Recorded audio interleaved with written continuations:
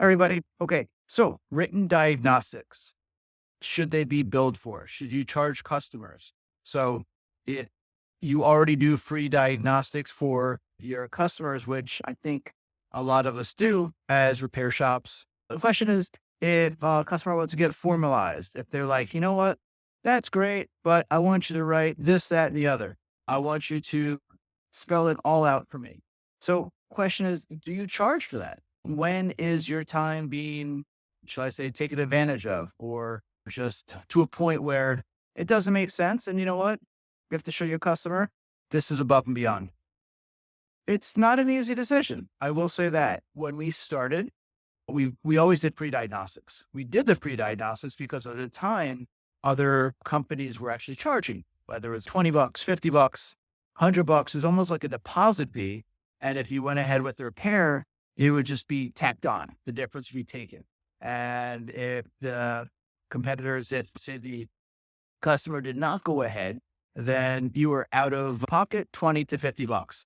We just decided we were never going to charge for diagnostic. We didn't want to charge for the knowledge. We wanted to be the good guys, and we still want to be the good guys. And we aim to be the good guys with free diagnostics. We feel you come in with a device, whatever it is, different than a car mechanic. And we always wanted to separate ourselves from that sort of like auto repair shop, that you come in and you know what? We're happy to give you the knowledge. We're imparting our wisdom.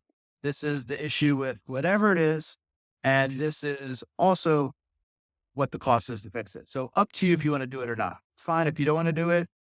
Sad for us, you don't make $1, but at the same time, hopefully you come back to us for something that you do want to repair. Now, that's that. So it's like a verbal diagnostic. This is what it is. As time evolved and we got into sort of CRMs and ticketing systems, we always attempt to get our customers on the phone. Why?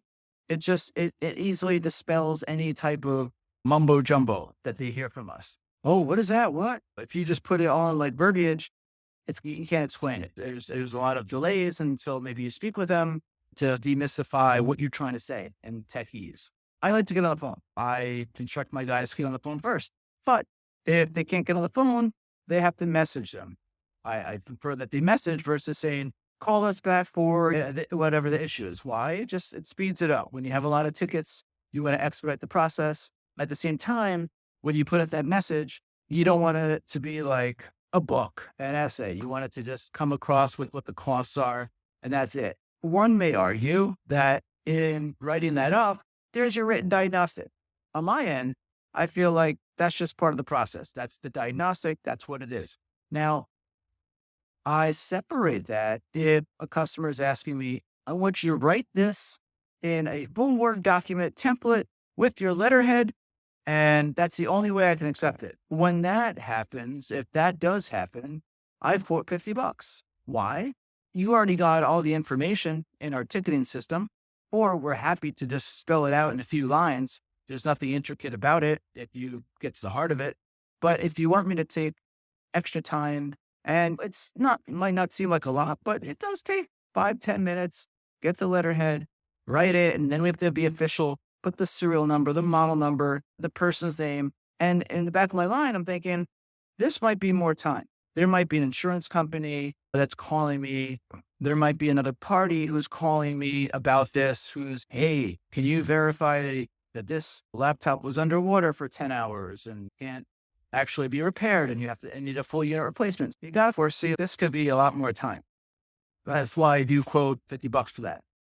Similarly, if a customer comes in and says, I have an insurance company, Allstate, and they said, you know what, I have to come to a third-party computer repair company, and they're requesting for a quote. So it says, great, we can get you diagnostic. If you want us to just informally send you a message to our ticket system, we're happy to do that. But if they do ask us in a form of Allstate, you have to fill out specifics, and that takes extra time, $50. And I feel like we're fair, where we'll say it's $50. If you go ahead with the repair, we'll deduct against that $50. If you don't, you lose the $50. Why? They're leveraging our information, and it's 50-50 we see. They're leveraging our information to relay it to an insurance carrier or a claims adjuster to basically get validation that the computer or the device has an issue. And this is what a professional is saying about it. So that is your professional trade. That's what you do. And you gotta be mindful of that. When it does seem, the bottom line here is when it does seem that information from you is taken just for simply information and not actually action of repairing something or doing your full-fledged service, then you got to have eyes wide open and saying, that's fine, but you're going to pay for it because you shouldn't be taken advantage of. Your time, value, and what you bring is really important. And it's not about just earning, but it's about showing that you have worth. And if somebody's coming in for the mere fact of information, that's fine. But if they're taking it to another level, that's really asking for extra time, then I feel like $50, you feel like that's too much, $25, but I think that is totally reasonable if they're asking you to do something different than your normal ops and ask you to put more time into it. So I hope that makes sense. If you work differently, let me know. Let's share, let's collaborate, leave some comments, talk to me about it, and subscribe. And we'll speak to you next time. All right, take care.